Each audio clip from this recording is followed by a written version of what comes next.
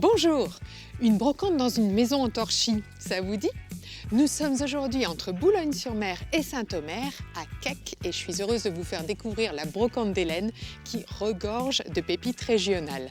C'est ici, chez elle, dans la grange, juste là, suivez-moi! Et vous allez voir qu'à l'intérieur, la magie opère tout de suite. Alors là, je suis tout de suite dans l'ambiance. C'est magnifique. C'est vraiment l'esprit campagne chic que j'adore, Et là, je vois déjà mon pichet mignon, j'ai envie de dire. Alors ça, c'est très intéressant parce que la barbotine, c'est une production locale. Les plus réputés, ce sont Onin, Orchy, l'Île-Five. On en trouvait beaucoup vers 1900 et puis la production s'est peu à peu arrêtée avec la Seconde Guerre mondiale et a définitivement stoppé dans les années 80. Ça veut dire qu'aujourd'hui, ce sont des pièces de plus en plus rares. La barbotine, en fait, c'est un mélange d'argile et d'eau et on va utiliser ce mélange pour venir décorer des objets plutôt usuels, des pichets, des assiettes, des cache-pots, des jardinières. Et on va créer avec cette barbotine des décors en relief, comme vous voyez ici. Donc on a des fruits, on a souvent des fleurs, en fait beaucoup de décors naturalistes, parce que l'âge d'or de la barbotine, c'était l'Art Nouveau. Donc on est sur 1890-1900. Elles ont été considérées un peu kitsch pendant un moment, mais elles reviennent maintenant en force pour leur charme un peu suranné. 15 € l'assiette ou 50 € le pichet, de très bons prix pour ces créations kitsch et colorées. Ce n'est pas le charme qui manque chez Hélène, entre les vieux établis et les cages à oiseaux transformées en pots suspendus, de vraies machines à remonter le temps. Oh, pour jouer à la marchande, vieille caisse enregistreuse. Je sens que ça vend. Ce qui rapporte gros ici, c'est surtout la sélection régionale d'Hélène, qui parvient à sublimer n'importe quel objet ancien en vrai objet déco. On a ici une super collection de siphons anciens. Les siphons, ils étaient utilisés vers 1900, c'était vraiment l'essor des siphons, à la belle époque. Et en fait, tous les cafés et les restaurants mettaient à disposition de leur clientèle de l'eau gazeuse contenue dans ces siphons, de manière à couper leur alcool. Ça se faisait beaucoup à l'époque. Comment on reconnaît un siphon ancien? À plusieurs choses. 1. Le verre doit être très épais, parce qu'il doit résister à la pression de l'eau gazeuse à l'intérieur. 2. Il doit avoir une tête ici en étain.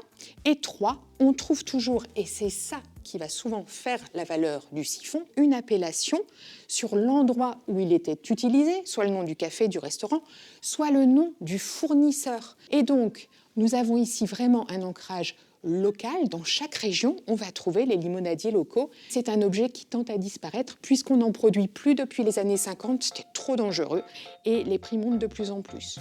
Entre 80 et 100 € aujourd'hui, il ne faut donc pas hésiter si vous en trouvez encore à ce prix. Juste à côté se trouve un autre trésor local. Ça, je reconnais. Alors ça, c'est très, très local. C'est une production de la ville de Dèvres. C'était une ville avec une grande tradition de faïencerie dès le XVIIIe siècle. Et la particularité de Dèvres, c'est qu'ils n'avaient pas de style propre. C'est-à-dire que leurs objets reprenaient les décors d'autres faïenceries de l'époque. Vous voyez, on reconnaît ces décors un peu polychromes, dans un style un peu baroque aussi parfois. On a ici un exemple qui est amusant pour moi, un petit clin d'œil à Dèvres, c'est ce cadre qui pourrait très bien passer dans un intérieur aujourd'hui. Malheureusement, avec la révolution industrielle, puis l'arrivée du XXe siècle, les guerres, etc., la désindustrialisation, les faïenceries ont toutes été arrêtées. Un petit cadre témoin d'un passé glorieux à hauteur de 49 €, ça repart avec moi.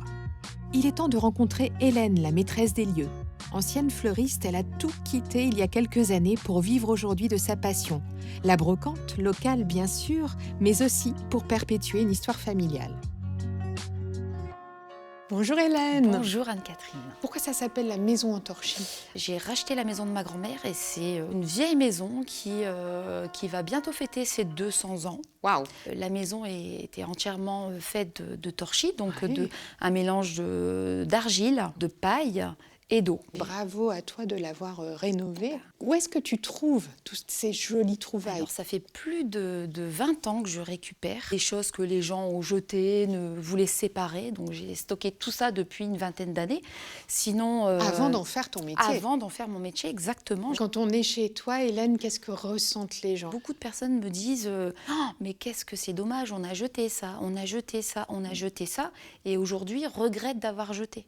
Oui, parce que les gens ont besoin d'être inspirés justement par ton travail, ces mises en scène, pour regarder les objets anciens d'un autre œil. C'est vrai que le fait d'ajouter un petit quelque chose en plus fait que l'objet reprend de la valeur. Moi, je suis sous le charme. C'est gentil, merci beaucoup.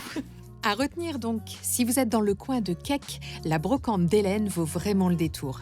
Et nous, on se retrouve dans quelques minutes pour redécouvrir un savoir-faire disparu.